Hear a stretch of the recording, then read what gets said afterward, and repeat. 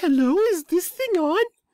The podcast you're about to listen to contains horribly offensive language, crude humor, and countless spoilers for things we guarantee haven't been spoiled for you yet. Listener discretion is advised, especially if you make me angry.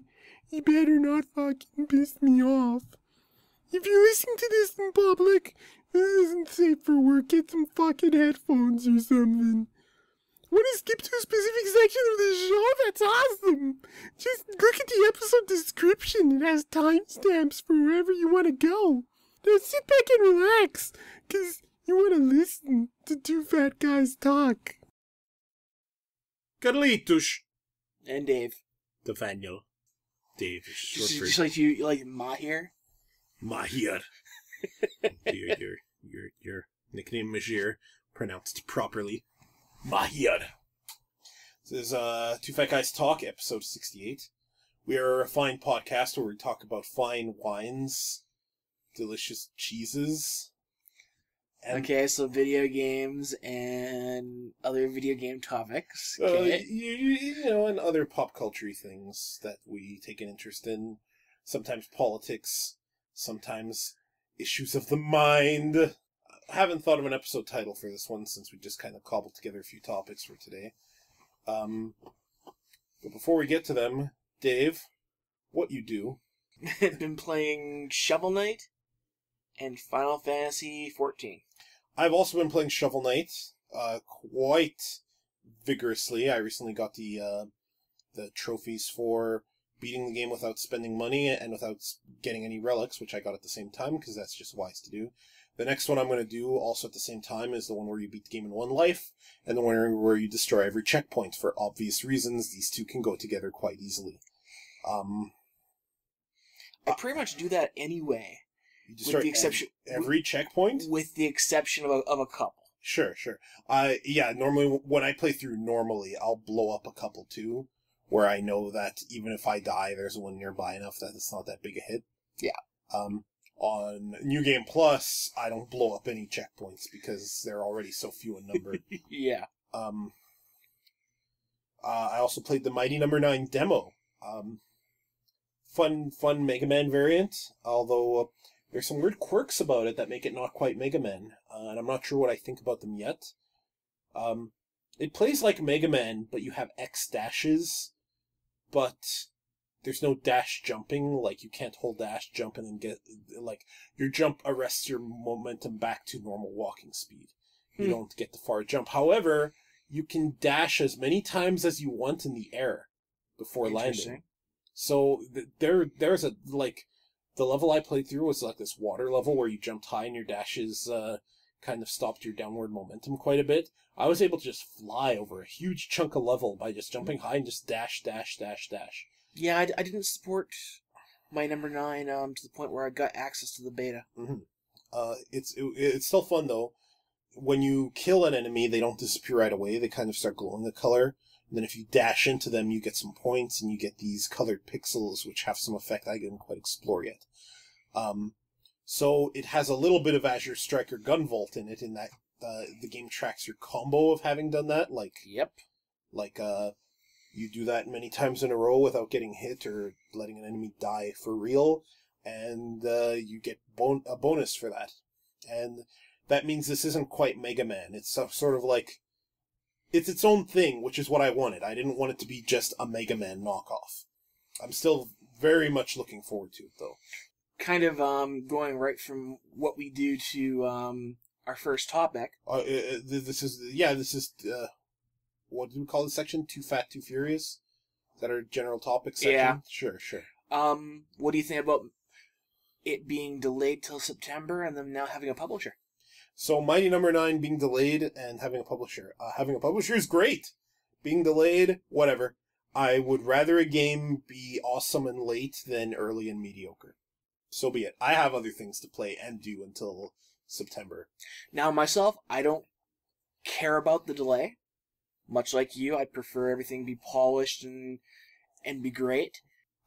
The fact that they, at this late of a period, have now picked up a publisher, I don't know. The fact that the game was built on Kickstarter money, and now they're getting a publisher this late in the game. I'm kind of mixed on that. I'm not really. They found the publisher, and it's easier to find the publisher when you have something made and ready to go, which is what the Kickstarter was for. The crowdfunding, the business proposition was, we get this much money, we'll make this game. Nothing about it said we'll publish it ourselves or have no publisher along the way, at least as far as I know. It's not like a publisher is a bad thing for the game anyway. Well, okay, that's not entirely true, Konami and Skullgirls. Yeah. So, hopefully this publisher will not be bad for Mighty No. Yeah, they haven't told us who the publisher is. Hopefully it's not Konami. It's not Konami. They have told who the publisher is. Oh, have they? But I forget the name. Okay. It's some little company. It's not anyone I really know. Okay. So. Yeah, because I don't think anybody would really trust Konami after Skullgirls. And after moving on to our next topic, Konami delisted itself from the stock exchange and is effectively dead, except for some weird casino properties in Japan. They canceled that Silent Hills game that was being co-developed by Hideo Kojima and who's the other guy? Del Toro. Benicio del Toro. So that's been canceled. And Konami's dying, and it couldn't have happened to a nicer company. Here's the thing. Hopefully they I can't see how Konami is failing just based off of Metal Gear Solid. I can. Metal Gear Solid sucks. Oh. It has such a following now. Cayenne is gonna want to knife me so bad. Well, he'll want to knife me too because Metal Gear Solid is an overrated, overhyped piece of dog shit that should have been scooped up and put into the trash a long time ago. I'm not a fan of Metal Gear. Now, saying that, I'm not a fan of what Konami did with the Metal Gear Solid 5 blah blah blah 10-hour demo pay full price bullshit. But I'm kinda hyped for Metal Gear Solid 5 because it's gotten rid of a lot of the Metal Gear Solid trash. And yes, I'm gonna have to put up with the storyline, which I'm not gonna know a lot of the backstory, but the actual gameplay looks solid for part 5. Sure. It looks like a game that I will enjoy outside of the sexist bullshit. Sure. I've never cared for any Metal Gear game that didn't have Revengeance in the title. That was a good game, yeah. So, I'm not looking forward to it. I don't hate that it's happening, but I have enough bitterness towards Konami for how they screwed around Skullgirls and just Konami being grimy and misogynistic and shit in general that I'm okay with them coming upon hard times. Maybe they'll get over it and maybe they'll, I don't know, grow up a little bit. I'm actually hoping they self-destruct completely and have to sell their properties to a company who might actually do something with them. Or to a company that totally destroys those properties. Can they really destroy any more than Konami's already done? Maybe. You never know. You never know. There are a lot of shitty developers in this world. Could you imagine David Cage getting his hands on Metal Gear Solid? Didn't he 5 games ago? That's cute, really. But really, though. I think he's just putting on a mask. And it's Hideo Kojima. Here's the thing, though. For all the grief I give Metal Gear Solid and Hideo Kojima, who is terribly overrated, he's no David Cage, and he still understands what games are supposed to be for. Let's not, Hideo Kojima has his issues, but let's not compare him to the piece of human scum that is David Cage. Okay, maybe he's a little bit better. That's better. Elder Scrolls 6 Valenwood. Valenwood. It's Valenwood. Valenwood? It's Valenwood. Valenwood? Yes. Valenwood? No. Valenwood. Valenwood? Valenwood. Period. Valenwood? Don't throw that at me, please. I've already had a remote control thrown at my brain in my life. I'd rather not have Valenwood.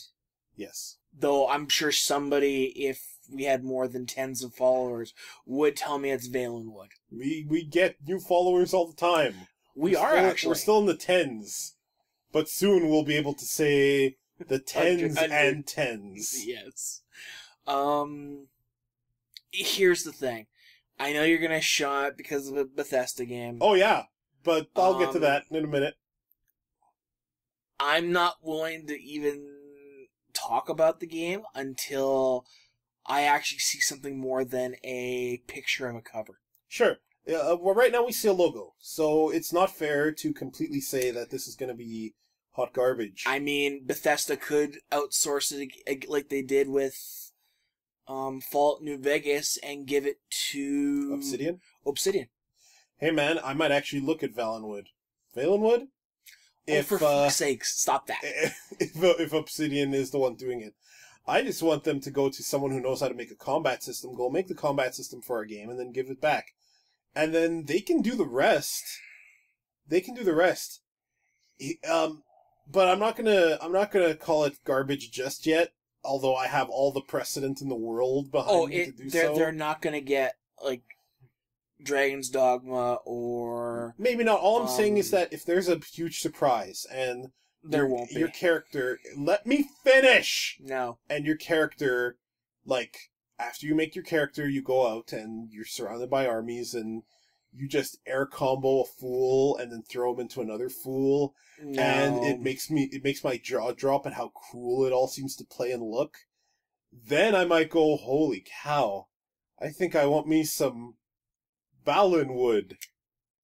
Yeah, that's not gonna happen. Calling it right yes, now. Thank you, Dave. I'm glad you're able to interject and tell me that it's probably going to be the status quo. I'm sure our listeners needed you to do that so that they would be aware. But, I mean, the logo's cool, I guess, for Valenwood. And... Yay. And it's the sixth in a series that just doesn't die, so that's something. So yeah, that's Valenwood. Going into Skyrim, I actually had no intention of buying Skyrim when it came out. Mm-hmm. And then I saw some gameplay, and I was like, okay, I'll play it. And I enjoyed very much what I played. You enjoyed very much what you played. I believe you. We'll probably see more of Valenwood at the... Even though I've enjoyed battle systems like in Dragon's Dogma much better, Skyrim still was enjoyable for me. I've never shat on the combat system for any Bethesda game. Yes. We'll probably see Valenwood at the Bethesda E3. conference at E3. Yeah. Bethesda has a conference there now. I'm guessing next year is when we'll actually see a release for it. Sure. And as for Bethesda having their own E3 conference, with them encompassing so many former game companies, now it makes sense. I mean, they have what used to be ID Soft with that we might finally see something of Doom 4. Maybe finally, I agree. Though, funny enough, Valenwood is not the game that Bethesda game fans wanted to see from them at E3. And I'm one of them. We want to see the next Fallout game. We don't want to see the next Skyrim game. A lot of people want to see the next Elder Scrolls. I don't know why, but they do. For that same thing, you could say that you don't know why we want the next Fallout. Yeah, I mean, it's not like it's going to be as good as the Interplay ones. Now, here's the thing about Bethesda's conference. When we do talk about the conferences, because I'm assuming we're going to do our usual batch of predictions and then talking after about everything that happened, I am going to come equipped with a sound clip of the Price is Right lose noise, so I can play it for any conference that deserves it, and I'm pretty sure Bethesda's is going to be one of them. I am hoping to see something of Doom 4 that doesn't make me want to cry. That is all. Mortal Kombat. Now, Mortal Kombat X came out recently, and it features some of the series' most lovingly crafted, sometimes hilarious, always enjoyable to watch fatalities. This got me thinking, though, I do not hate fatalities whatsoever. I'm the guy who usually suggests we find the fatality videos. And I'm usually the guy who's like, oh my god, you gotta check out this fatality, it's brutal. So I sometimes I feel like some gore, okay? And Mortal Kombat X's fatalities certainly provide that, even though I'm not a Mortal Kombat player, really, because I don't like strings you have to input right away compared to chains that you input as the combo happens, and I don't like block buttons. Even though I love a lot of the character designs in X and how it looks generally. And the UI, very clean UI.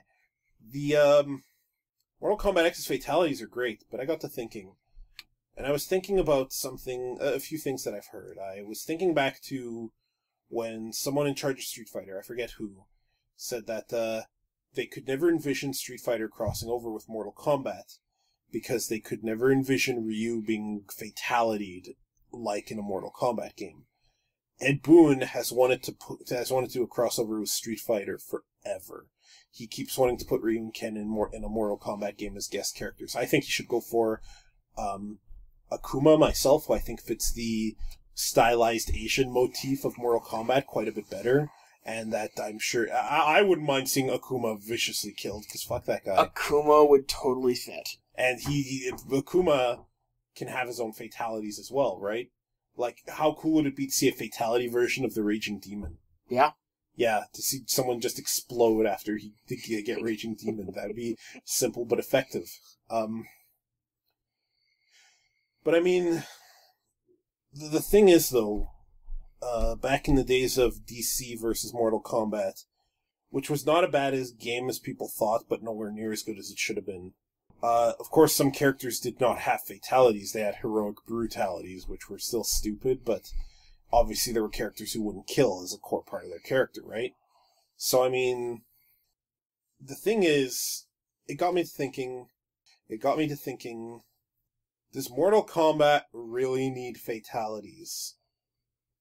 Because if you think about it, fatalities are the key reason why Mortal Kombat will always get rated M. It's the key reason why, despite the last game coming out in Japanese arcades in a very limited release, and no doubt Ed Boon would like to do the same with this one, you won't get that success in Japan at least, and possibly certain other markets in the world that tend to shun that kind of game, Australia.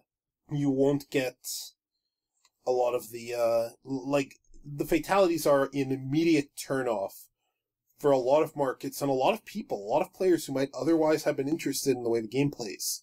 And when I say fatalities, I'm talking about anything excessively gory, like some of the X-rays are pretty much fatalities in and of themselves, and some of the X-rays are more brutal than the fatalities themselves. And in the last game, the Babalities, some of them are just like really distasteful with characters peeing themselves. That would probably go too. And I was wondering, do we really need fatalities in Mortal Kombat, considering that fatalities don't affect gameplay much at all? They are something you do after you've already won a match, and that don't affect, like, the actual outcome of the match itself. They are post-outcome taunts, effectively. Very violent taunts. Is that strictly necessary for Mortal Kombat? Another video that inspired this is one of the Scrub Lords videos that Matt and Wooly used to make. They don't anymore, but it was the one where they were talking about trying to make Mortal Kombat versus Street Fighter work, and they talked to D. James Goddard, and he had his own opinions about it and why it would never happen. But I was just thinking about that. What do you think about Mortal Kombat needing fatalities? There are enough fighters out there that do you need to... So you're talking about fundamentally changing what Mortal Kombat is to a good amount of its player base. I mean, yes, a lot of them play it for the fighter itself, but no, there's nothing stopping a Mortal Kombat versus Street Fighter game right now. I mean, DC did it. Sure, you could make a Mortal Kombat versus Street Fighter with no fatalities whatsoever in it. You could. I mean, anybody trying to tell me that, oh, well, we can't do this because of the fatalities, kid-friendly DC did this. You're telling me you can't do the same thing with Street Fighter? Bullshit. That's a cop-out. Especially since a lot of the...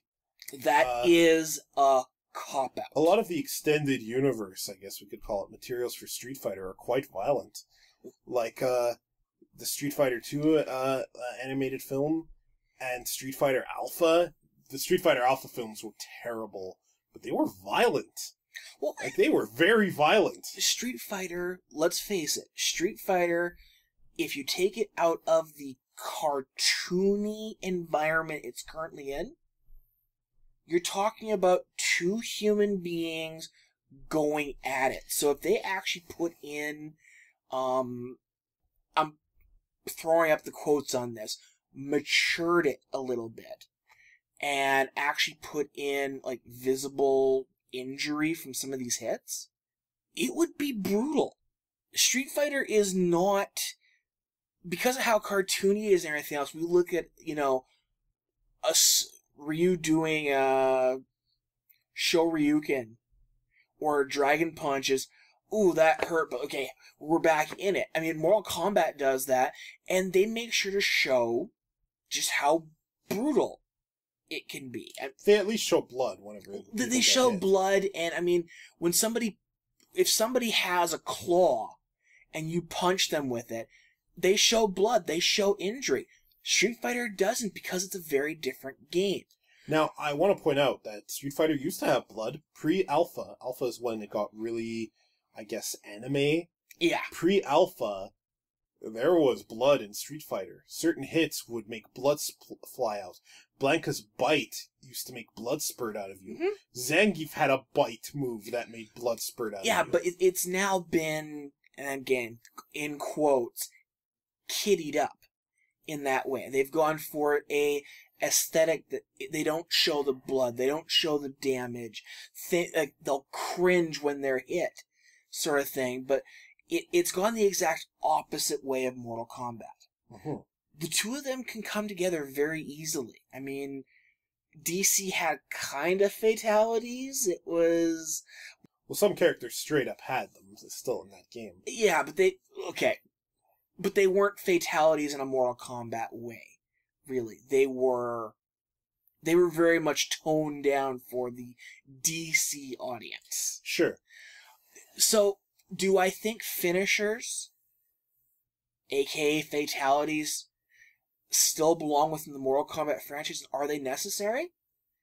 Yes, because if you they may not have any impact on the match other than as a super advanced fuck you taunt after the battle, but at this stage of the game, we are more than 10 games into the franchise, and I can't see the Mortal Kombat devs all of a sudden turn around and saying, you know what we need to make this mainstream? We're going to take out the fatalities, because they're making enough money and they are relevant enough within their own game that they don't feel the need to change the way their game works to justify making it in the hardcore fighter scene. The Mortal Kombat devs don't give a flying fuck that the Japanese players aren't getting all down with it. I'm sure they would love that market, but if these markets don't want to get with their very gory, very hardcore, brutal game, I'm sure the high-ups at the Mortal Kombat devs, which NetherRealm, honestly doesn't give a fuck, because this is their game, this is how they make their game. And I'm sure if you talk to a bunch of the devs, they'd say that them toning down the game for Mortal Kombat vs. DC was a mistake. Maybe, but I mean, I was going to ask about that too, about the non-crossover implications. What if the next Mortal Kombat reboot, whenever it happens, did introduce a universe that had no fatalities in it, and that was, like, there were still violent things, but it wasn't nearly as gory.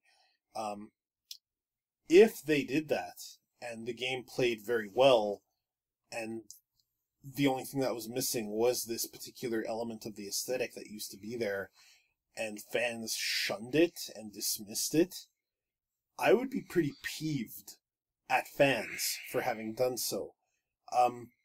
Now, again, I am not offended by the gore, but I know some people are, and I know it can be a barrier of entry for some people to have this. And when you really think about it, the only reason it's there is for the fatalities. And the only reason the fatalities are there are for this post-match kind of celebration, and for people to go, oh, that's brutal. Or sometimes throw out in people's faces. Like, in a tournament, generally, you'll see someone just jab a guy while they're doing their get on with it and don't do it. But sometimes a player wants to disrespect another player, and they will fatality them, and the announcers will go crazy. And those moments are priceless.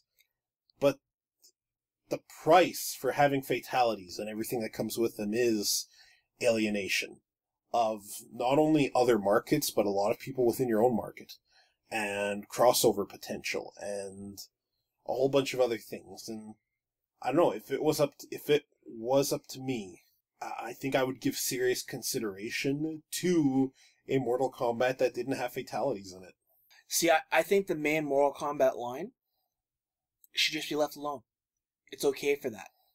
But, again, if you want a crossover, they have proven that they can do crossovers and taking out the fatalities. Hey, how ironic is it that the extended universe of Street Fighter tends to have a lot of violent cartoons, but the cartoons and shows based on Mortal Kombat are usually nowhere near as violent as the games. How funny is that? That the Mortal Kombat animated series is way less violent, and the one, not that bad live action one with the original Kung Lao wasn't all that violent either. How funny is that? Different time. I think if a Mortal Kombat animated series came out now, it would be like a Netflix or a Hulu exclusive. I think they'd make it as brutal as they could. Oh, probably. In fact, you know what dev I'd love to see do that? The one behind Metalocalypse. That would be cool, but I'd rather, as much as I don't want to hype up anime over like a non-Japanese animation house, I wouldn't mind seeing a violent anime of Mortal Kombat, to be honest with you. Because that... Get Bones to animate it. Bones? I wouldn't want Bones to do it. I'd want someone who's known for making very violent stuff. I know Bones can. Yeah, but who? Name an anime that has been brutal anywhere near that. Terraformars has, the uncensored one, has brutal moments. That's very recent. Okay. Despite that show being terrible. We gave it 3 episodes. Yeah. The 3 more than it deserved. 2 more than it deserved, really. Yeah, I'm totally okay with main series stays gory, crossover series don't. Yeah, I mean, that they can still work even if people are like, oh man, you need to be able to fatality the other characters. You really don't. You really don't have to fatality Ryu. You don't have to fatality Ken. You don't have to rip Chun-Li in half by grabbing each leg and pulling.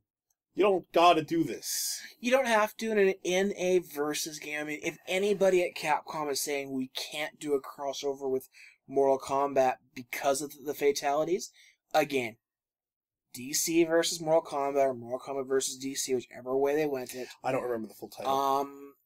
Proved it can be done. So don't try and use that as an excuse. Sure. Because at that point, it is just an excuse. We can't have fatalities. It's like, it's been done. So enough is enough. Just grab your Mortal Kombat cast, put it against Street Fighter. How weird, though, would it be seeing the Street Fighter cast fighting in some of the backgrounds of Mortal Kombat? Yeah, a bunch of the Street Fighter cast are no stranger to fighting in strange crossover dimensions. But it would still look very weird. Others, though, I mean, to see, say, Sakura in one of the Blood Dungeons, because that's one thing that they didn't hold back. It's one of my fantasies is seeing Sakura in a Blood Dungeon. Of course. that's one thing they didn't hold back from in Mortal Kombat versus DC, is they still kept a lot of the Mortal Kombat-like dungeons. Yes, it didn't have as much of the gore as it did before, but they were still there. You know, the freaky forest, the lava dungeon, stuff like that, that was there. So it would just be weird all of a sudden, feel like, how the frick did I get here? So do I think Mortal Kombat still needs its fatalities for the main game? Yes, I do. It's part of its image. It's part of its history, and to suddenly change that, I actually think you do damage to it. Because there is very much. You've got your fans of the game that are in it for how brutal the game can be. Everything from the X-rays to the brutalities to the fatalities. It's there to be brutal. And to suddenly wuss it up. I mean, I played Mortal Kombat 9 nearly because Sony gave it to me for free. But I'm not a fan, just like you, I'm not a fan of the having to do the inputs ahead of time. The one button block thing, I'm not a fan of it. It's like the whole back. But I'm also not a Street Fighter fan. I go for more of the oddballs in the fighting genre. I go for Skullgirls. I go for a bunch of those versus games that we've been playing here recently. Little anime fighters. That Knight. Under Night in Birth. Under Night in Birth. Plus our Alpha. Exactly. Champion Edition. Guilty Gear. I go for the oddball ones. You like air dashers. You air dash very little, ironically enough. Yeah, I do. So, I'm not a fan of Street Fighter. I'm not a fan of its culture. I'm not a fan of the players of Street Fighter. The mentality that goes with it. Just give me the oddballs, even Mortal Kombat, over that, because they're not mainstream. They're not... Well, Mortal Kombat is pretty mainstream. And Injustice was pretty mainstream, and I recall you liked Injustice. I did, but I enjoyed playing it with you. Or against... That's you with every fighter, though. Exactly. I haven't gone to a fighting game tournament or an event ever because I like playing the fighting game stories, which NetherRealms is the master of. Don't get me wrong. I mean, Skullgirls had story. Liked what they did.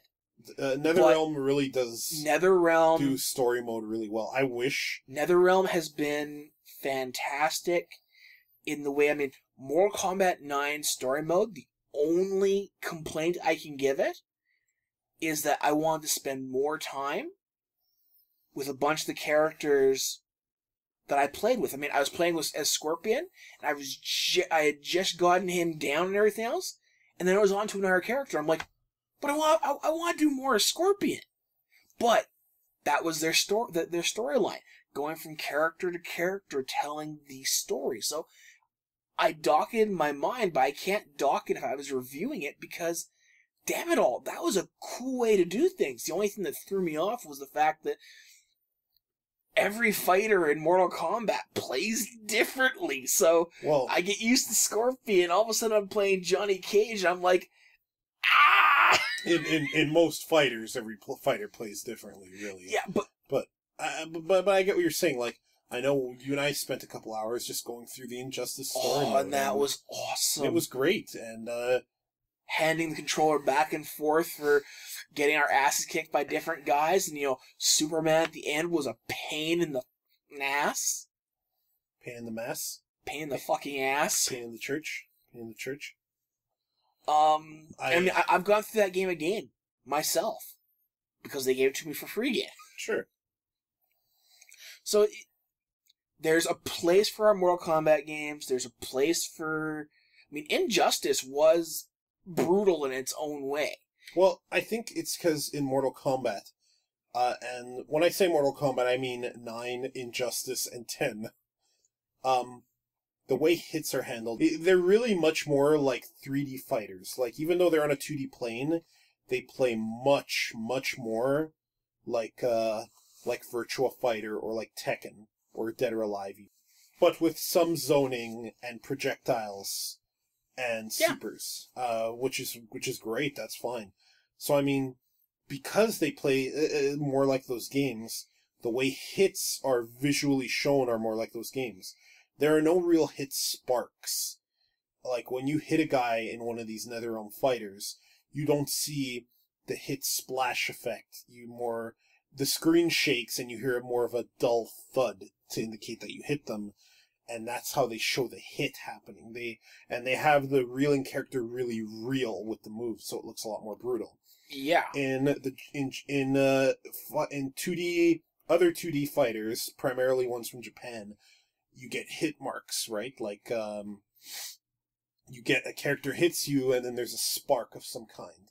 Or if it's a blade that cuts you, there's like a blade effect. Mm-hmm. And that's fine too, because that also shows impact. It shows impact through the background visual. It's the speed lines mentality, right? Yeah. With that image in relation to what you've done, you can show impact that way. I forget what started this and what point I was getting to, but that's kind of what NetherRealm fighters do. And ironically enough, Injustice almost played like the way I wish Street Fighter IV kind of evolved. It had kind of a Street Fighter IV style super meter, and despite the superheroes involved, it played much closer to a Street Fighter game than to, say, the Marvel vs. games. Well, yeah, and the Marvel vs. games I'm not a fan of, so... Which is ironic considering Guilty Gear is pretty much an offshoot of that system, and stuff that French Bread makes, like Melty Blood and Under Night, they are huge fans of those series, and their games pretty much are like their versions of them. Yes, but right there, though, it's their version of it. I was never a fan of the versus games being the whole three-person tag in, tag out. Despite tending to favor three-man teams in Skullgirls. Three-person teams in Skullgirls. Granted, however, unless I majorly screw up, we don't have the situation where you wipe out all three of my guys in one combo. That was my biggest problem that I had with the versus games, is it was all waiting for that one hit that you could decimate a team. Well, I think that just annoys the living hell out of me. The only game that's really an issue is Marvel 3. Marvel 3 is the game where you need a touch of death combo or your character just isn't viable. There were infinites in Marvel 2, but that game was much more about zoning and about enacting a plan.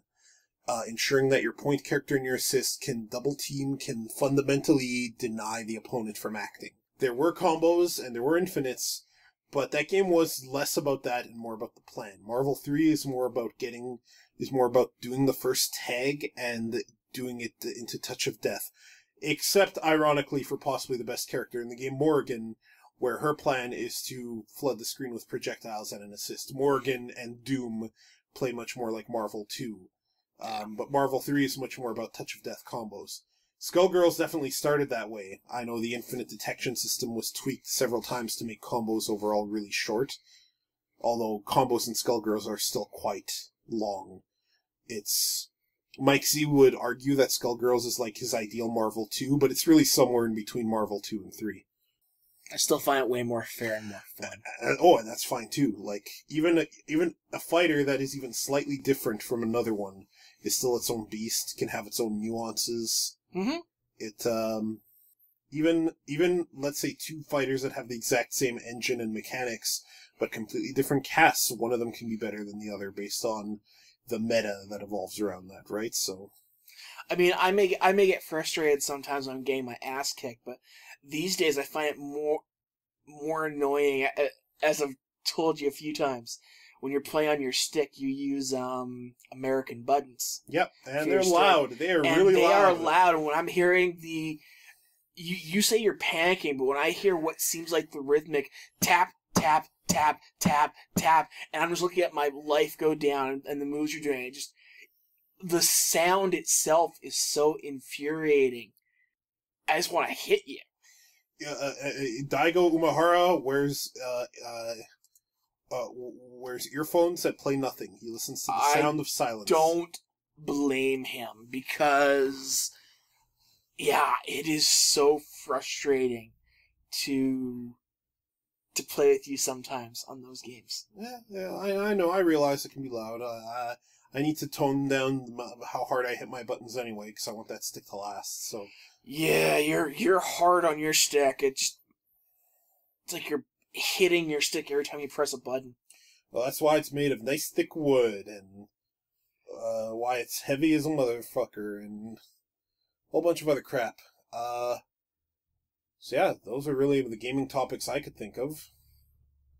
I noticed you loaded up Games Radar. I'm not sure why you loaded up Games Radar. Just seeing if there's any other topics that popped up today to talk about. I saw that on Games Radar. They had an article about how Final Fantasy XV's all-male cast might be exactly what gaming needs. And now I know never to visit Games Radar. I never give up on one site just because of one person who writes. Well, there are enough sites that I can go to that I don't need to take a chance on a site that has shown me a terrible first impression. Well, Kotaku. Well, Kotaku is nothing but terrible first impressions. I think I've read worthwhile news and opinions on Kotaku 0 times, so... I did remember reading an article about the developers of the Ouya are now looking to sell the company. Sure. They've made some money. They've been in the game a little bit. Now we move on. I think it didn't go anywhere near as far as they wanted. But, no doubt. But, yeah, no, it's definitely going to... I'm not surprised to hear that they're selling, because try and get what little value out of the company you can before it completely crashes and burns. Yeah, why not? I have no issue with that. E3's coming up soon. You know, I saw that the other day, and here's the thing. It's in June. Oh god, we're almost in May. Yeah. Do you want to do our E3 predictions now, and then we'll talk about what happened after? We can. Very fast predictions. Not don't take much time at all. You start. Okay. Nintendo will show off the next Star Fox, and they'll show off more of the next Zelda, despite it having been delayed. And we will see more of Lucas, who is the second DLC character for Smash, and possibly a hint at the third DLC character. They are going to win the third E3 in a row with their presentation, because they seem to be really good at just winning E3s. They've proven it. Which we disagree on. Sure, but you're wrong. Sony is going to show some of the games they've been showing for the last 2 E3s and promising, really, these games are coming out soon. I'm secretly hoping they're going to show a homemade, awesome-looking Crash Bandicoot. And, I don't know, maybe a costume or a skin for FF15. Something like that. Maybe Sony will get Blizzard showing off some more console D3 goodness. We'll see. Microsoft is going to show Gears of War 4 and Halo 5, and they're gonna hope that's enough. You're missing 1 or 2 franchises there, which I know they'll have. No, these are fast. Don't dwell. EA is gonna show a bunch of nothing. Bethesda is gonna show Doom 4 and a bunch of nothing. And who else has a conference? Ubisoft, they're gonna show a bunch of nothing. Those are my predictions. Okay, and Nintendo will show us some more Zelda. And I'm guessing probably mid-next year release. Sure. Spring-summer release. Really fast. Oh, I'm gonna take as much time as I need just to go through my mind. Really quick. Other than that, Nintendo will maybe show a little bit more of Kirby, a new Mario game, and I doubt we're gonna see Star Fox. I doubt we're gonna see much else from Nintendo, because I think Nintendo. Okay, I totally said let's do it quick, and I did mine under the notion we're gonna be really lightning fast. So I don't need the life story here. I don't go fast in these things, okay? I think... You gotta go fast. You're like Sonic. Gotta go fast. Gotta go fast. You're going 10 miles per hour! I'll go 5. Microsoft, I agree. Halo 5, Gears of War 4, as well as a Gears of War HD pack for the original games, which will not include Judgment. I hope it does, because Judgment did a lot of things right. I doubt they are, because as far as they're concerned, Judgment was the death of that series in the 360. Sure, if they're crazy, but all right. Their sales number states, that's what they believe. Sure. And not much else. Oh, I'm going to see more of Crackdown 3, which is the only game I'm looking forward to right now on the Xbox One. Call of Duty / Battlefield. We'll hear the next game from them. Well, another Call of Duty was announced, actually, not too long ago. We'll see more. And they're finally introducing the ability for you to make a female avatar. About time. Yeah, I agree. Every game should have that, where you can make your own character. Ubisoft will show us another Assassin's Creed game. Sure. Without a female protagonist. Mm-hmm. And they'll say they didn't have enough development time. Yep. That's all we're going to see from Ubisoft, 'cause I don't know what the hell else they're working on these days. Bethesda will have Valenwood. Valenwood? I'm gonna fucking hit you. Doom 4. And I'm hoping for something about Fallout, but I doubt this year. Sony, I think we're going to see Crash Bandicoot, but as an HD pack for the original games. Now that they have the rights back from it. And I think Sony this year will actually focus more on games coming out soon. I remember reading an article here just recently that they have a mobile press group with one of their trucks, where the only thing they're focusing on is 20 games coming out in the next 6 months. Mainstream games, supposedly. Seeing as they haven't made their first press hit, we don't know what those games are yet. But I think Sony's going to focus more on what's about to hit, rather than, what's coming out in the next 2 years, kind of thing. Yeah, they have a precedent for showing us stuff that we know we're going to hear about in the next E3. Yeah, that's kind of tiresome.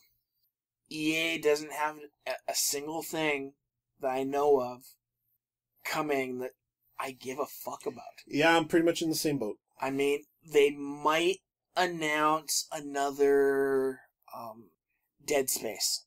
Though Dead Space 3 was a failure to them, so maybe that series is dead now. But that's about all I can think of from EA that I might give a fuck about. All right, E3 predictions. Solid set of predictions. Maybe we'll hear some more about SimCity. Yes. Solid set of predictions. We'll see after E3 what happens. Yeah. I think we need to answer some... You think Nintendo's going to win? Like they have done the last 2 years? 1. Oh, 2. It's 2.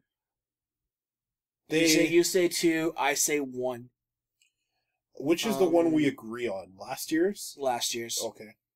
Then I'll tell you what I'll do, even though you're wrong about the 2 year ago one. I'll say they're going to have another successful presentation. Do you think we're going to see their new console? The new console? I don't know. I don't even want to predict. Here's one of my predictions. It could go either way. I think we're about to see another GameCube / Wii situation where a lot of their games are going to get pushed back and released, and they'll release a lesser version on the Wii U and a better version on the new console. I sure hope they don't, but Nintendo has They proven have a precedent. They will do the dumbest shit. So, I mean, yeah. I think that's what we're going to have with Zelda. Because we're going to have that. You got the one, the GameCube. I got the one, the Wii. You probably got the better version. Thinking back. Mm-hmm. Yeah. Oh, yeah. But by all means. The one you can actually control. Yeah, control wasn't bad on the Wii. It just wasn't fun. But yeah, no, it's... Unfortunately, I think Nintendo's about to hurt themselves by doing that. We'll see. This last year's E3 was pretty critical for them. And this year's E3 is no less critical, so I'd like to think that they really delivered lately. We'll see if they keep doing it. So we got voicemails to get through. From one person. Meowth, at Meowth900 on Twitter, has sent us a whole slew of voicemails. Let's... Probably to try and get us at each other's throats, like usual. We were already at each other's throats earlier in the podcast, and I'm not sorry for it. So let's continue to do that. Hey Carlos, hey Dave, it's Meowth900 again. College is almost done. I have my last essay. It's in the process of getting its conclusion paragraph done, and now I just gotta hand it in to Professor, and I'll just wait for my final grade to go up. I really hope it's good. Because so far my other essays, my only lowest grade so far has been a B+. So I'm hoping this essay that counts for like 17% of my final grade turns out good. I mean, I'm hoping for an A, but a B or C... No, a B would be good too. A's or B's are usually good when you're in college because it keeps the financial aid people happy. Anyways, how do you guys handle your writing whenever you had writing assignments in school or college or for work? Well, I know how Dave would handle his. He would take a pen, take a piece of paper, and a few seconds later, the house would be on fire. My philosophy in school, because I hated school so much, was do the bare minimum I need to pass and not one iota of effort more. So how I would do my writing is that I would write the absolute bare minimum I needed to for a topic. Unless I was enjoying the material, then I'd indulge and actually do a proper job. And then I'd look at how many words I had, and then purposely fluff up the paragraphs that were lacking words until I reached the word count, and then I handed it in. Because I could not be bothered to try in school. That's not how I approach writing now, because when I am at a job writing, I am writing for money, so I try. And when I'm doing my own writing, it's my own writing, and I have a point of pride to maintain there, so I try. I delete a lot of what I write, because part of the creative process, even in technical writing, is most of what you do is never going to see the light of day, and I'm okay with it, because you need that to get to the good stuff. Yeah, that's what I did. I tried. Pen to paper fire? No. Number one. What's this pen shit? Yeah. I still do a lot of my rough writing on pen and paper. I don't. I know it's silly for a guy who can build computers and who wants people to let go of their archaic ways and embrace technology and alternative lifestyles and stuff. But when I'm brainstorming and writing, I need paper. Yeah, I don't. I bring up Notepad, I just put all my ideas down. But here's the thing you can't do in Notepad. Make a chart. Make a table. Make a flow chart. Draw a picture beside your note. Like, you need a wide variety of tools for that. And the paper lets me brainstorm much more freely. Sure, I'm not saying your way is wrong, but in my case, if I was going to do something like that, I'd bring up Adobe or something. Oh, no, and I realize you can't do that. Or I'd bring up an actual proper... Thought I saw a bug, but it might just be a floater. Oh god, I'm getting so old. Just bring up like one of the Microsoft chart programs or something. But yeah, no, I do everything computer based because I don't tend to have pen and paper around. Sure. I totally hear that. As far as school goes, I tried. Well, at least for courses I cared about. English was never a course I cared too much about because the teacher was a jackass. Anyway, that's it. Yep. All right, next voicemail. Oh, before we get to that, I hope you pass your class too, and that you do very well. Okay, so more manga has been finished. I watched the series Cromartie High School, and I thought it was pretty hilarious. And I finished the manga. The manga was okay. Anyways, I'm still working through Professor Layton vs. Phoenix Wright. That game is fantastic. I mean, I don't know. I like Phoenix Wright and Maya Fey, her name? Yeah, that's the girl's name. They're cool characters, so are Professor Layton and Luke. I mean, I never played their games because I don't like puzzles that much. And, I don't know, that game is fun. Other games I've been playing haven't been much because college has been kicking up. But, Mario Kart 8 got, like, DLC and stuff. I'm still working on trying to buy it because money. Anyways, 200cc, that thing is a thing. I have tried playing it online and it's really, really nuts. And I'm trying to unlock it in the game, but apparently you can't unlock 200cc until you get all the golden trophies in 150cc. And let me tell you, 150cc in Mario Kart 8 is hell. I get close to gold, but then a computer fucks me up. It's really lame. Anyways, did you guys get the Mario Kart 8 DLC? It looks really fun. It's got Animal Crossing and Link. Who doesn't love Link? On the topic of Cromarty High, I have seen bits and pieces of the anime, and I've read bits and pieces of the manga, and I have literally liked every single thing I've ever read or watched for Cromarty High. It is genuinely really funny and absurd, and it's not the usual Japanese humor where a character does a weird thing and then another character immediately calls it out, which I despise, because let the thing stand for itself. Cromarty High does not indulge in this, and it's quite clever, actually. As for Mario Kart, I had pre-ordered all the DLC in advance. I have played the DLC which included the F-Zero track and Link. I have not yet tried the one with Isabelle and 200cc. I hate how you have to get all the gold trophies to unlock it in the game, because that's stupid. What does it matter if you just want to play 200cc? It's silly you have to even unlock that. But I am going to try it here in the next couple weeks for sure, because Mario Kart 8 is a really good game. Really fun game. Really good online, surprisingly enough. I can't say much about Cromarty High. Yeah. Can't say much. I've seen a couple clips. Haven't read any of the manga. So I'll just not say much about it. Don't know, so don't care. As far as Mario Kart goes, I'm pretty sure it's downloaded. I don't have all gold in 150cc, so I wouldn't have access to 200 yet, but I hear 200 is crazy fun and has really affected online play. You can play online 200cc without unlocking it, from what I understand. So. Looking forward to it. I played the Link DLC, but I haven't played the newest stuff. That F-Zero track is like my favorite track in Mario Kart right now.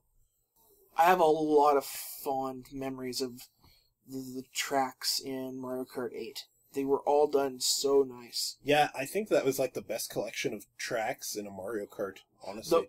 Mario Kart 8 is really probably the best one. I will say, though, the old Rainbow Roads redone were just nostalgic fun. And I like how even the ones from the Mode 7 games have new wrinkles that make them new to play, which is weird considering how flat the tracks are. Mm-hmm. So yeah, no, I mean, I've had more fun with Mario Kart 8 than I've had since Double Dash. Double Dash is a good one, for sure. Because and an underrated one. Was a cheating motherfucker. Yeah, and not really that fun either. Just... I like the bikes, that's about it. And even then, nah. I never liked the bikes. Sure. Here, the bikes don't behave any differently than any other carts, so it's more of an aesthetic thing. Although they have their own stats, for sure. But they act differently. They feel differently when I'm playing with them. I like the bikes and the dune buggy because it puts the princesses in the of course tight-fitting suits. And even though I'm a feminist and I hate all men, I like the tight fit. Let's listen to the next voicemail. Okay, so HBO had their new app come out. It's HBO Now. It's like a Netflix, but with HBO stuff. Which is pretty great, because, I don't know, Game of Thrones is awesome. And it also has other shows, but I was thinking of, like, just using it for when the new season of Game of Thrones comes out, because the HBO stuff costs $15 a month, and to a broke-ass college student like me, that's a lot of money. Anyways, yeah, HBO Now is out. I'm not sure if you guys have it, because I'm not sure if you have Apple devices, but I'm gonna try to use the 30 days up. like the end of April. I think the 30 days trial is over. So I'm gonna try to get it before the May. Which, of course, my birthday is the 2nd of May. FYI. Just send birthday wishes, that's cool. Anyways, HBO Now, it's cool. It's got Game of Thrones, which is probably the only reason why I would want HBO in the first place. So it's just got other cool shows I'm maybe thinking of trying. I heard Silicon Valley and Veep are awesome. So maybe I'll do that while I'm waiting for new Game of Thrones episodes to come out. But my question is, do you guys plan on getting HBO Now when it comes out in other places? Or are you just gonna keep pirating Game of Thrones? Other HBO stuff. Just curious. Breaking our usual Wednesday convention, since we're recording this on a Wednesday, this particular episode is probably going to come out on Thursday the 30th or Friday the 1st. So both of those are before your birthday, so happy early birthday, Meowth. Yeah, happy birthday. And Dave wants to answer your Vmail first. So HBO Go or HBO Now, whichever it is a fantastic idea. However, I don't pirate or do anything from HBO Now because I don't care about Game of Thrones, and that's really the only reason that HBO Now / Go exists, is to give people a cheap and legal way to watch Game of Thrones. So I can't think of anything else that they bring out that I personally would care about. So I'm definitely not getting it, but it's definitely going to be the first step that pushes the cable providers into obscurity, which I love. Go HBO Now. The thing about Hibogo is that it's a great idea. I love more of Hibogo, these kinds of online services, and yeah, Game of Thrones is something I still need to watch, and if HBO Go hits Canada before I start watching it, more power to us. But Canada always gets the shaft on this kind of thing, like always, so we'll see what happens there. Yeah, it's a good idea. I have nothing else to say other than that it's a good idea.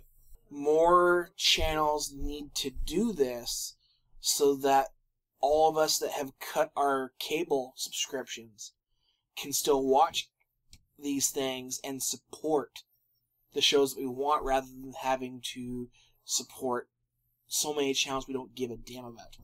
Hibogo! Hibogo!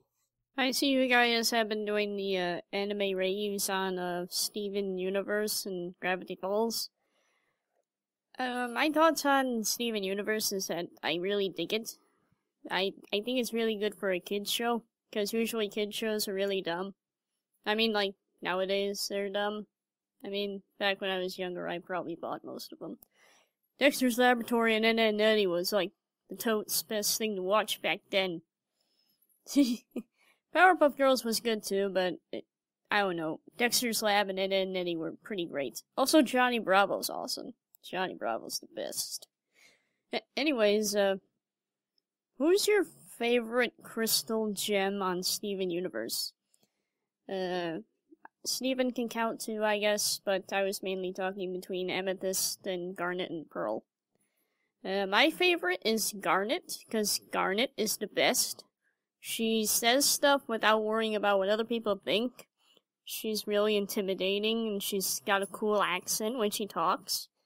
I don't know. Garnet's the best. The best gem around. Oh, who's your favorite gem? We should probably note that we haven't even seen like a third of all the Steven Universe episodes yet. But we are making progress because we watch some every time I'm over here because it's awesome. And I'm hoping we will watch them later today. Yeah, I think we've seen up to episode 15 or 17. Sure, so we definitely know quite a bit about Garnet, Amethyst, and Pearl. Like, we've seen the fusion to Opal, and we've seen when Pearl got blown up in that one episode with the android version of her, which that episode had so many Utena freaking references, and there was another reference just a couple episodes later at when Steven pulled the sword out of Lion's head. Like obviously the creators of the show, I believe I believe it's a woman. If I'm wrong, my bad. She's obviously a big Utena fan, so yes. I think we can all safely say that Garnet is the best of the three, although they're all very likable. My favorites are Amethyst, actually. Yeah, you like Amethyst? You like the whip? I like the fact that she says what's on her mind. Mm-hmm. That she can be insecure as far as the others picking on her, / lecturing her, / telling her what to do, but then she is more than capable of kicking ass. She can wrestle. She can wrestle. She can wrestle. I think that's my favorite episode so far. The wrestling episode. Oh man, defying a Carlos and Dave tradition, your answer is way better and better explained here. You're right. Amethyst really is the coolest one of the three, as far as character development goes. I mean, Pearl. But I love Pearl so much. I like Pearl's character, but here's the thing: we've gotten some character development as far as Amethyst goes, as for why she's like she is, and the challenges she has from her sisters. Yep. At least I'm guessing they're sisters. I don't think they're sisters. In fact, I'm almost certain they're not sisters. Okay. The team. Yeah, that's a good one. The team. However, we have had very little development as far as, like, we know Pearl's mannerisms, but we don't know why Pearl is... We don't know a lot of her motivation. The way she is. Like, what has made her... Pearl. Her. Yeah, we did get quite a bit of Amethyst, and yeah, it's a good choice. She is definitely the most characterized of the three, and to add to what you said, she's the one that Steven can relate the most to as well. Even though I love that he loves all of them and they all love him. And that's something they could have messed up real easily, and they haven't. I'm so glad for. Because Amethyst gets along with him best on the emotional level, because she can be very much like Steven when they're playing together. Yeah. Pearl is definitely the... I don't want to say uptight. No, I'm not going to say uptight, but I'm actually going to say that Amethyst is the most like Steven, but Pearl is the one that I think that Steven is closest to, because of she's the motherly. She is very motherly. So I think if I'd say the one he was closest to, it'd be Pearl. Yeah, him and Amethyst are almost like buddies, whereas Pearl, there's much more... Pearl and even Garnet are much more maternal. I want to say I don't know so much about Garnet, though. Garnet, I don't think is so much maternal as much as she is the stern... This is quiet. I'm not sure if this is a sexist thing to say. It might be, but Garnet is almost the paternal figure. She's almost the father figure here, in that we don't have there are a lot of characters in fiction that are distant but caring fathers, fathers who care from a distance, and who seem cold, but are very much open and very much in tune with what their children desire, and they're very much beloved by their children. And that's like what Garnet is. Garnet is stoic, but always on Steven's side. So she's kind of like the stereotypical, I don't want to say workaholic father, but she's definitely the more business-oriented father, who can seem distant but is not, and she knows it, and Steven knows it. Yeah. But yeah, Amethyst is definitely the most developed of the three, for sure. But I don't think I've disliked a single character on that show, except maybe Onion, and I think it's more that I'm afraid of Onion. Onion's a strange character. He's a weird one, that guy. Okay, Gravity Falls is... I don't know. Gravity Falls didn't really hit me the same way Steven Universe did. I mean, Gravity Falls is... I guess I know why people love it. I watch it and I get why people love it, but it doesn't really hit me in the same way Steven Universe does. And I guess it doesn't hit me in the same way Adventure Time and regular show hit me. I mean, I find Gravity Falls entertaining, but I don't, really, really love it. other people do. I mean, it's good. It's a good cartoon for a Disney cartoon. Disney needs more cartoons. They keep shoving their annoying live-action shows, and not enough cartoons. I don't know why. Disney, what's wrong with you? Cartoons are the best. That's why I started watching your shit. Anyways, yeah. I'm trying to pick a favorite character in Gravity Falls. I mean, the twins are pretty great. Even though there's weird twincest fan art that I come across whenever I look for funny Gravity Falls pictures, but I digress. Anyways, who's your favorite character in Gravity Falls so far? I don't know if you're, like, near where Disney ended it at. I'm waiting for more episodes, but I don't know. I don't know when they're coming out. You don't love Gravity Falls! How dare she? In your last email, you mentioned Johnny Bravo, and I was about to say how much I hate Johnny Bravo, but it's actually Johnny Test that I hate. Johnny Bravo's awesome. Just want to throw that out there. I can understand anybody not liking any other show or just not getting it. I mean, we love Gravity Falls with what it did. I mean, Dipper and Mabel are amazing. The cast they have supporting them is amazing. The situations they find themselves in are just awesome.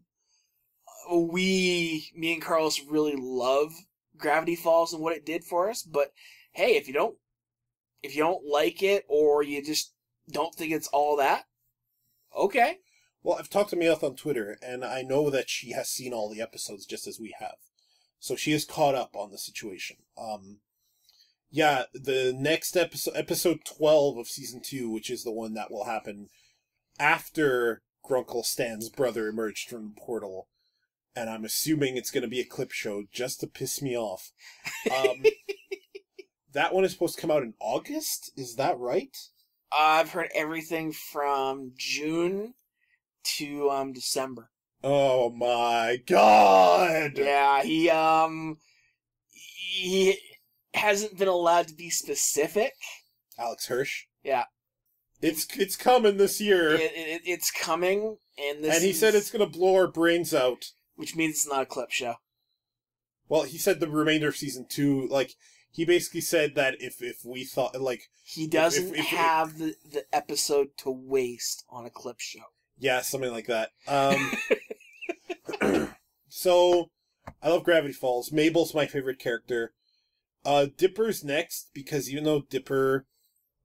Like, I know that the Nostalgia Critic and his brother, when they were talking about their Gravity Falls retrospectives, they talk about how much they like Dipper and Grunkle... they like Mabel and Grunkle Stan and Seuss and whatnot. I'm a Dipper fan. I think Dipper is a great protagonist because he is petty when he needs to be, but he is also very insightful, and he learns, and he is vulnerable too. He is not the guy who beats every enemy, but he's usually the guy who manages to help the person who does beat the enemy realize why they need to. Like, I absolutely love that Northwest Mystery Manor episode. Like, I love it. I love that it gave us background on Pacifica, and I love that Dipper totally mistrusted Pacifica, and then came around to realizing she's not so bad, and then saw that the Northwests are terrible, and that his old hate came back, and it was pretty brutal, you know, and then it was so bad that he apologized to her after when he realized she wasn't like them, and convinced her, and in a way kind of saved her from that fate of becoming like her family. I like... That episode is the quintessential Dipper episode to see all his good qualities, even though it was about the Northwest and about Pacifica, right? I have not seen one piece of Twincest fan art for Gravity Falls, and I go looking for a lot of Gravity Falls art because I ship Dipper and Pacifica, and if they can't be a couple, you know, maybe Mabel and Pacifica, I'm just saying. Carlos. Hashtag just friends. Hashtag I'm gonna crush your skull with... hang on a minute, let me just summon Bill Cipher for a second. Bill Cipher's on my side. Bill Cipher scares me. Bill Cipher is also just friends with the cast. Yeah, maybe. He also, apparently Time Baby is scared of Bill Cipher, and that's a little frightening.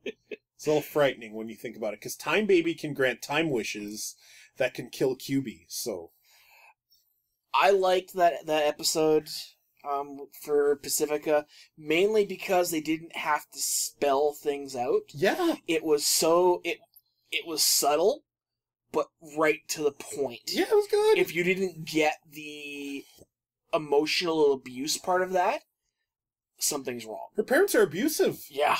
Like, there's a child services case to be made here. If the next I'd episode hate shows to see her a social worker for Gravity Falls. I like if the next episode has her leaving home and looking for a place to live, that would actually make a lot of sense. Anywho, we love Gravity Falls, but we know it's not everyone's cup of tea. In fact, they could use that spare room downstairs. Yeah, exactly. And then I could Unless do so much more Stan's shipping. brother's gonna move in there. I hope. I saw some fan art of Stan's brother emerging and seeing the kids who are just looking at him dumbfounded, and he's all like, "Who are these kids?" And then Stan says, "They're your grandkids." And he's like, "I have grandkids? And they're twins!" And I hope that kind of happens. I hope that he's a big softie with them. Because he looks so badass, right?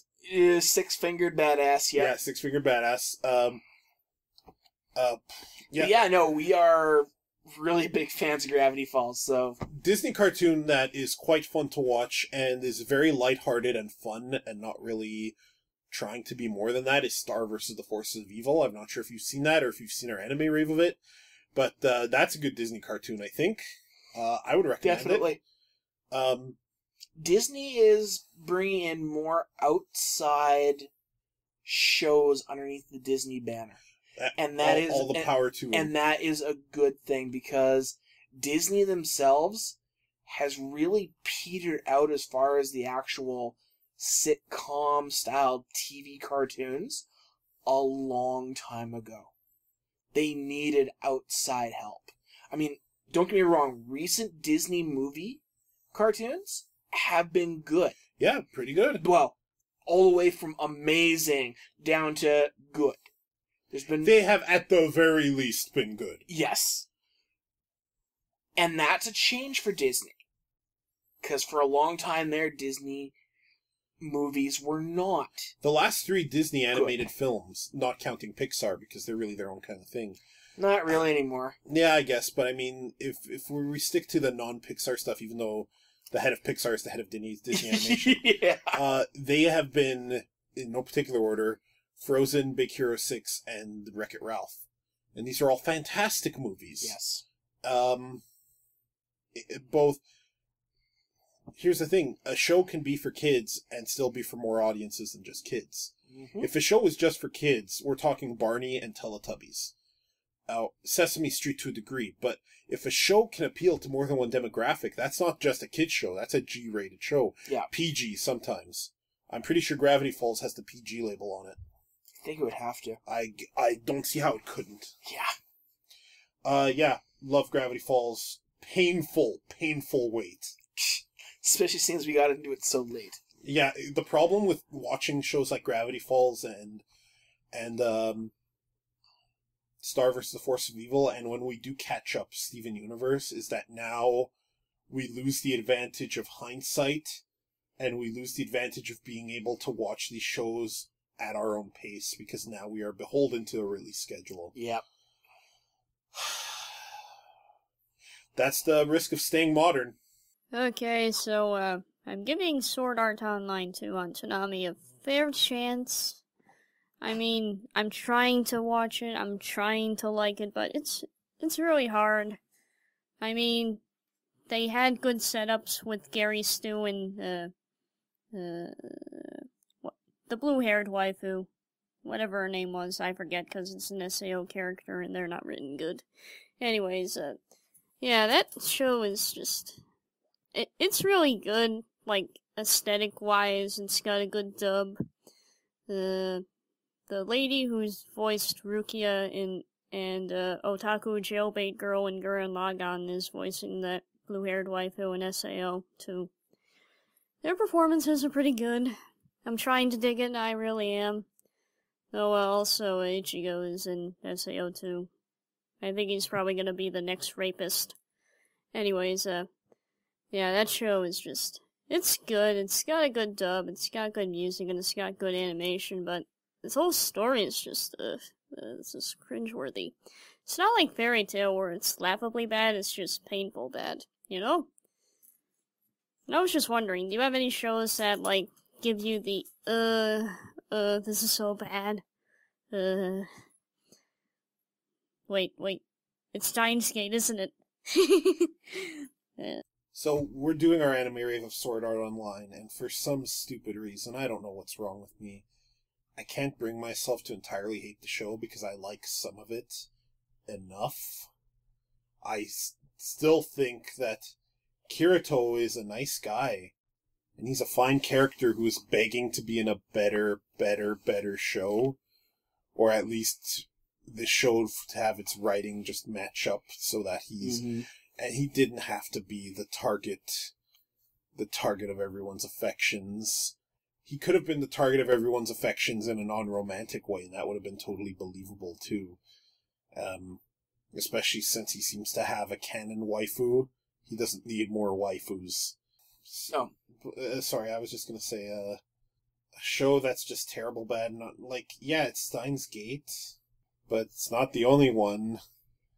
I like Madoka less and less over time. Of course. And I don't know when we're gonna finally watch the dub of that movie.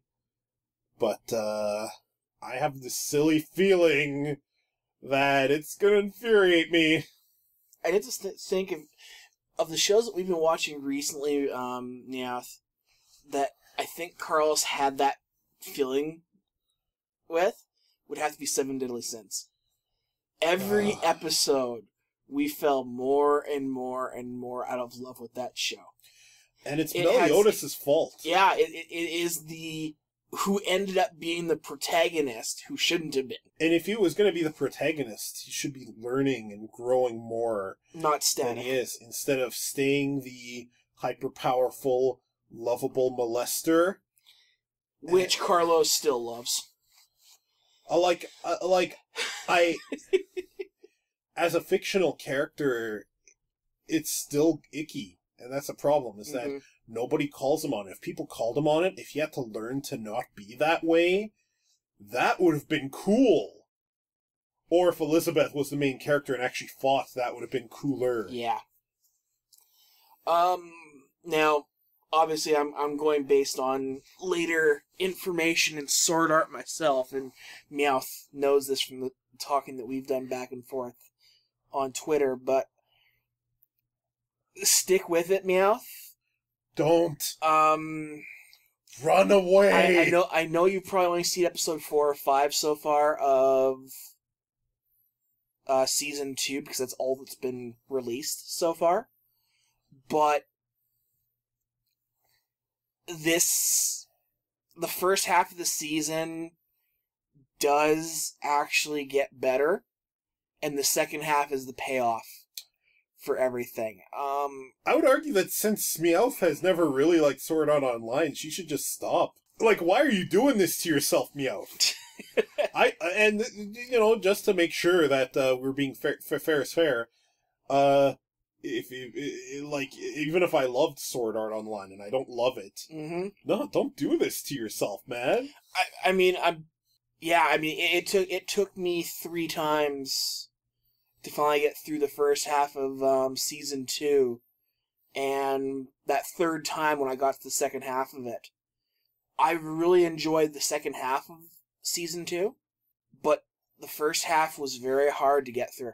I think if you're having so much difficulty getting through a show that the point you have to stop, something's wrong with the show.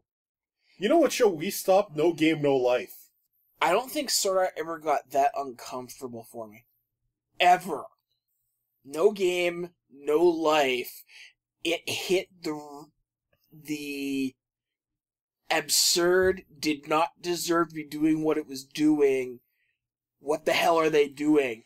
All in a 10-second period for both of us. Like, I think the first few minutes of episode 2 might well be the most annoying few minutes of television I've ever seen. There's a reason why we stopped in that first, minutes. When they're all banging their head against the wall. Like, the reason I put that Al Bundy skit in the anime rave is because that's how I felt. I was this close to hucking something at your television. It might have been you. That was... I still watch that last bit to No Game, No Life for our anime rave, because you did that so perfectly for how we felt. I'd still like to redo it and put, like, a four-way screen of each incident of it all playing at the same time with Al in the middle. Because, yeah, it did not deserve what it was doing. Episode 2. It didn't. And that show's gross.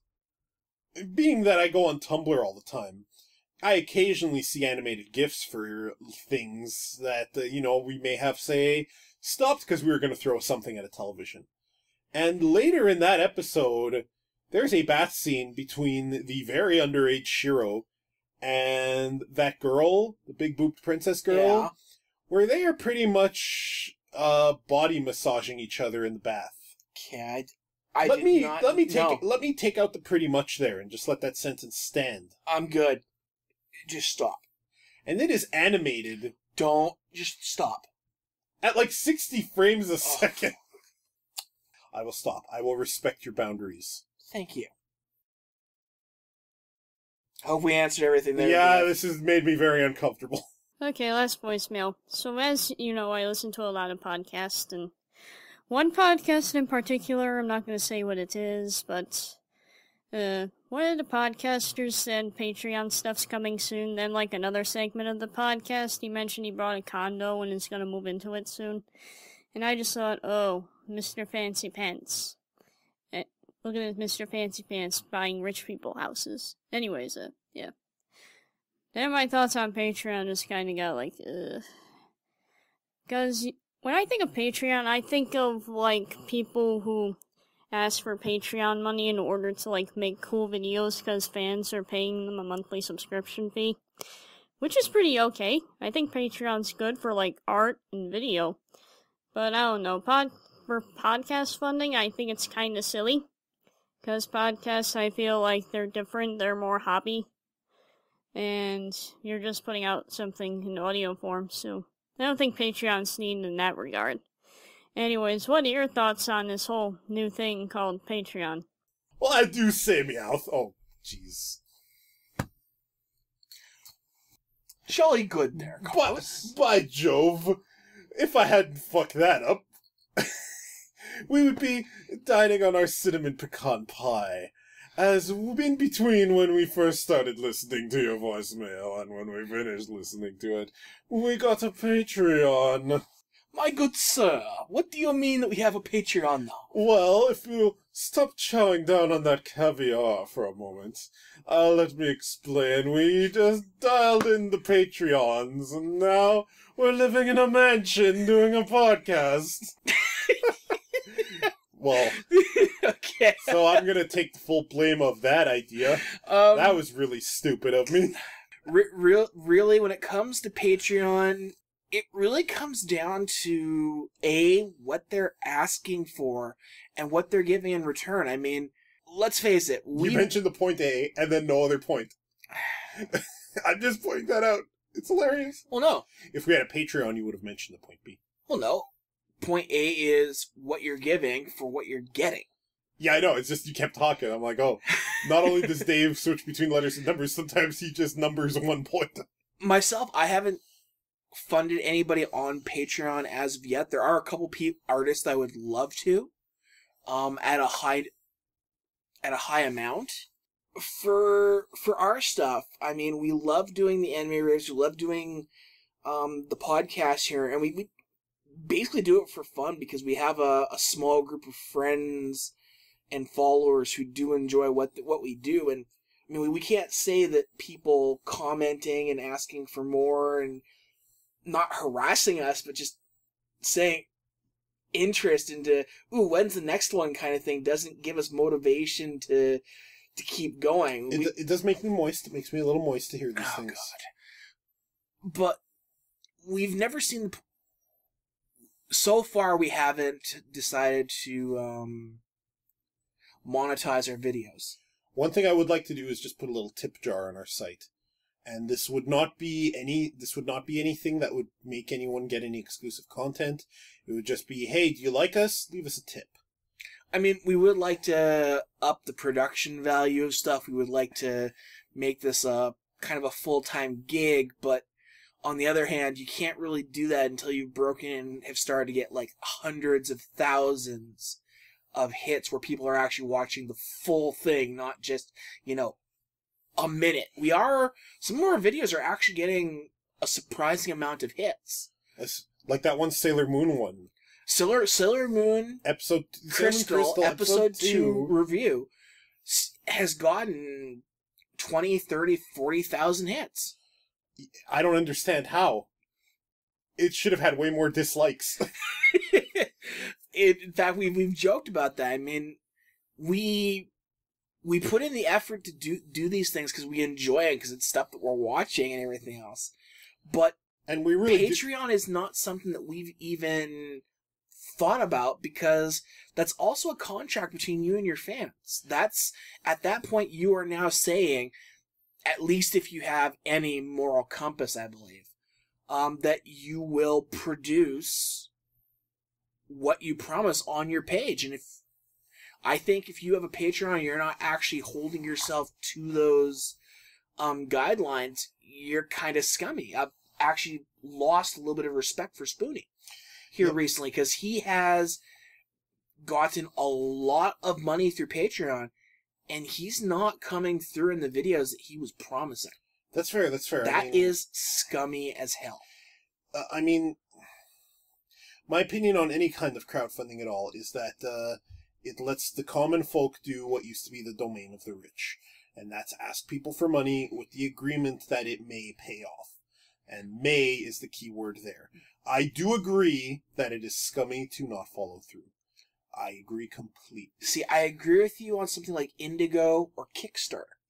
However, Indiegogo. Indiegogo. Sorry, not Indigo. That's a bookstore. Yeah. However, Patreon's supposed to be something completely different. That is supposed to be a contract. You are saying, if I make this amount, I will give my supporters this. Okay. If you hit certain levels, you're supposed to do what you say.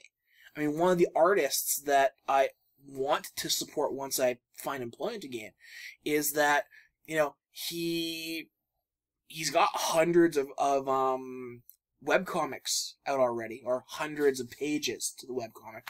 And something as simple as, I think at the $500 mark, he was going to do each month a breast comparison chart kind of thing, like one of the BMI index charts for his characters, because he's got so many characters there, and he was asked for it. And those breasts just get bigger and bigger. Funny enough, they actually get smaller and smaller as they go along. But he's changed it every now and then to try and get more support for the comic kind of thing. But then you see other ones, again, I gotta call it Spoonie on this, where he hit such a high number immediately after going and turning on a Patreon account, and he's supposed to be putting out like multiple videos every month. Mm-hmm. Not his wrestling ones. As someone who does not contribute to a Patreon, although there are some that I will contribute to when I have secured more stable finances, I have no issue with the system. I have no issue with it being used for podcasts. There's a podcast that I listen to, and this is a shout out to another podcast at the same time, called Skald, S-K-A-L-D, by Aubrey Sitterson. It is meant to be like it's meant to be in the style of a Norwegian bard who are called Skald, a Scandinavian bard, telling you a story in the style of like the Ultimate Warrior, the way the Ultimate Warrior would tell you a story. Okay. He says it's like Conan told to you by the Ultimate Warrior. And there's no theme music in it. There's nothing. The only sound in this podcast is Aubrey Sitterson introducing the podcast and then going on with the story. And it's a serialized story, so it continues on. He's on episode 5. And it is awesome. But he has like a Patreon for it, I think. I think he's got a Patreon for it now, so he can do more with that. I got no issue with this. I mean, you mentioned... If it's not Scald I'm thinking of, it's another podcast that has a Patreon going. But shoutouts to Scald regardless. You mentioned that the podcast you're listening to then said they were moving into a condo. Here's the thing. They may be asking for the funding for the time they're putting into it. Time is money. They may have nothing to do with the fact they're buying a condo, because, let's face it, buying a condo, I mean, you move into a condo. A condo is not any better or worse than a house, really. I mean, you can pay less for a condo than you can for a house. You can pay more. Judging a person just because they said that, unless they were doing it in our snooty voice that we were doing earlier. We're moving to a condominium. We're moving... I don't even know what accent you saying moving We're into moving a mansion. to a condominium. And Yeah. we're going to enjoy the finer things in life, and Dijon ketchup on our all-beef wieners. Yeah, if they're coming across as being jerks, then yeah, judge them. But a Patreon really is for putting more time into things. So and here's the thing: time is money. Yeah. Like, this is money. Figuratively, what we are doing now is work. I could put out a new anime rave every day right now. I have the time. That would be time I take away from everything else. From stuff I'm trying to do with my life that may make me money very soon. Or not. And that needs to be weighed in. That's why there is no new anime rave every day. Because I edit them, and I've got my process pretty fine-tuned. It's only 1 to 2 hours of video, really. And sometimes not even. But it's still time, and even no matter how short it is, I know I'm working when I'm doing it. And a professional can work even when they don't want to. And there's plenty of times I'll edit one of these, even when I don't feel like doing it right then. And time is money, and I can kind of see someone going, you know what, if time is money, time can't pay my bills, so maybe I can convert my time into a resource that can. Yeah, I mean, we may monetize our videos here soon. I've actually been thinking about that, but there's certain videos that we can't, and the moment you monetize them, they start coming after you even harder. I mean, when we say monetize, though, I think it's important to note that that means turning on the monetize button in YouTube, which means that if you use an ad blocker, you're not going to see it. And I know there's a lot of podcasters and whatnot that have taken to crapping on ad blockers because that's the source of their revenue. I, at least, will never do that because I personally believe that if you don't want to see ads, you shouldn't have to.